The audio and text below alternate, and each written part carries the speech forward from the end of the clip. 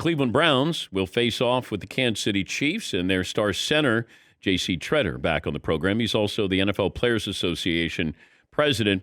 Glad to have you on after the big win there. I was curious, when you saw the snap by Pouncey over Ben's head, as a center, when do you know that you've had a snap that is not going to hit its target? Usually right away. And I think in my career, if you go back and listen to TV copies, I think they've caught me instantly cussing the moment the play gets started, because you know it immediately almost. So it's basically an bleep. Yeah. Do you apologize how long do you wait to apologize to the quarterback? They usually know that the center's usually pretty upset as is. So I think they usually lay off you for a little bit and keep their distance, because they know you're pretty fired up yourself. What was your reaction when you saw that snap? It's a little funny because I probably every offensive line does it, but pretty much every first series of the game, you kind of sit there and say, man, a defensive touchdown would be nice right now, huh?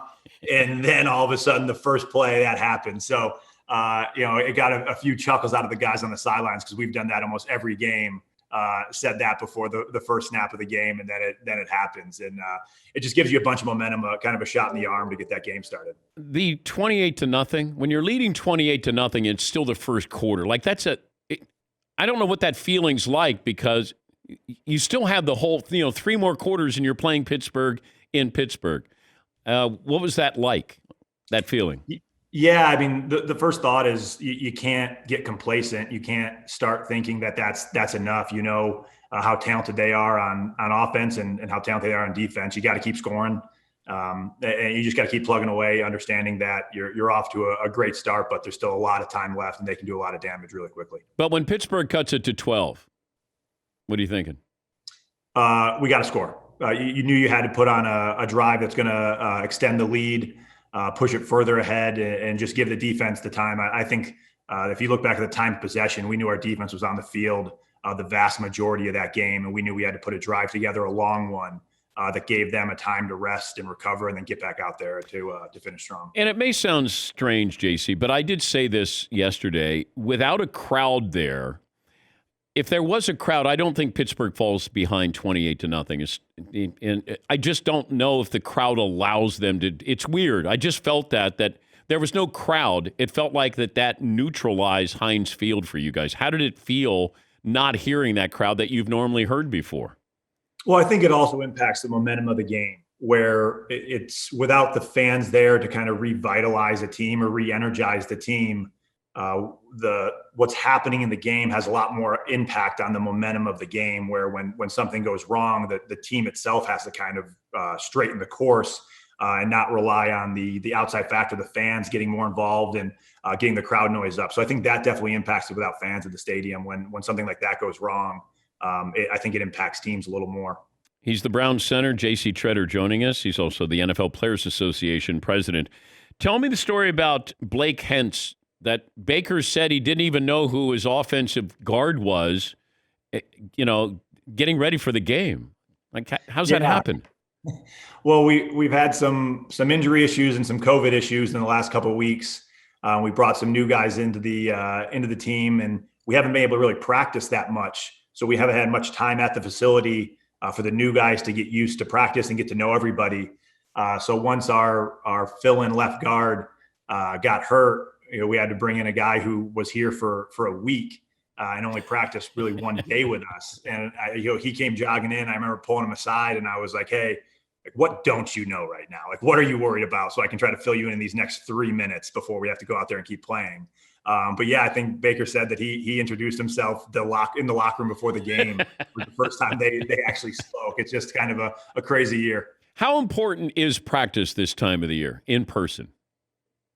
It depends. There's definitely a use for it when it comes to keeping your acclimation up and keeping your muscles and tendons and tissues loaded so you don't have soft tissue injuries. You need to be able to run around and cut for that reason. But I think there's definitely a benefit to keeping guys healthy and having guys fresh. And there's always that balance of what to do. Now, we are forced into kind of an unscheduled mini bye week And I know when I got back to the practice field on Friday, it was probably the best I've felt this late in the season in a long time. So there are definitely benefits too, and it's up to the coaches to kind of make that balance of how much rest do you give, how much practice do you need. And now our hand was forced, but I think it definitely, if you look at a glass half full, helped us starting fast and just playing really fast. What do you think Coach Stefanski was like at home in his basement? Well, I'm sure a lot of nerves, a little feeling of helplessness after the first snap. Probably those feelings go away a little bit. Probably settles you in, knowing that you get a big play to start the game. But I'm sure it's tough. He's been such a great leader for us all season. To not be able to be there and be in it and help lead us, I'm sure is a difficult thing to sit back and have to watch. What's the game plan against Kansas City offensively? Well, I mean, they're super talented in both facets, both their offense and their defense. I think as in any game, we have to be able to run the ball. That's kind of been our staple all year. We have to be able to run the ball, keep the ball in our possession as much as possible. And then we got to be able to protect the quarterback. And they've got great rushers on that side of the ball, just like Pittsburgh did. And we have to do a good job of putting our guys in position to protect as long as possible, as long as Baker needs to make the throws he needs to make to keep moving the chains. Do you find yourself at all trying to calm him down, Baker? No, I don't think I could. But I think he's been so great for us both as a player this year and a leader. And he's really taken that next step in both of those departments this entire year. And he's everything you want on the sideline as a leader, on the field as a leader, in the locker room as a leader. I just don't want him to get into this, I got to match Patrick Mahomes. I don't want him to get into this ego thing. You guys know your identity. And I think that's the reason why you guys are so dangerous is you're a running team and play action. And can you tell Baker I said that, JC, just so you remind him, don't try to do anything. You know, you're not Mahomes. You don't need to be Mahomes. You can still beat Mahomes, but you got to listen to me, okay? I'll let him know, but I think Baker knows his only focus is winning right now. So I don't think he's worried about stats or anything like that. He's just worried about what the final score at the end of the game is and whether the Browns have more points than whoever they're playing. As the NFL Players Association president, everybody's all in on an extra game next season? Well, we already negotiated that. I know, but is everybody all in on that? What was the vote? Do you know what the percentage was of those who said yay and nay? I think it passed by like 60 total votes, right around there. So it was a tight vote, and I know that was a point of contention, was the additional game. But that's what the majority of the players voted to pass, with the gains we made in revenue, minimum salaries, player safety issues. So we got gains back in exchange for that game, and now we're continuing to work on those player safety issues and continue to try to make changes for the betterment of the players' health and well-being, even after the CBA is done. I just worry about another couple of dead games, though, JC, that don't mean anything. And I don't know. I just everybody wants more, but more is not better here. And I know it gives you guys an extra paycheck, but I don't think the quality of play. You're going to have teams that are going to be clinching in Week 15. And then what do you do with those games? And then what if you're playing a playoff team, like Philadelphia did against Washington? Those are the things I'm concerned most about. Yeah, I think that's what the league has to look at. So they purchased the option to go to 17 games, and they have to make the decision of when they want to and if they want to. So, they've already made that purchase, and now they have to kind of make those decisions and look at all the information of what's best for the game of football itself. Also, they haven't decided yet. They purchased the right to do it, but they haven't decided if they're going to do it next year. Correct. I think the last I've heard is they've talked about how they would do it schedule-wise and what they would need to do, but I don't think they've officially moved forward with the 17th game as of now.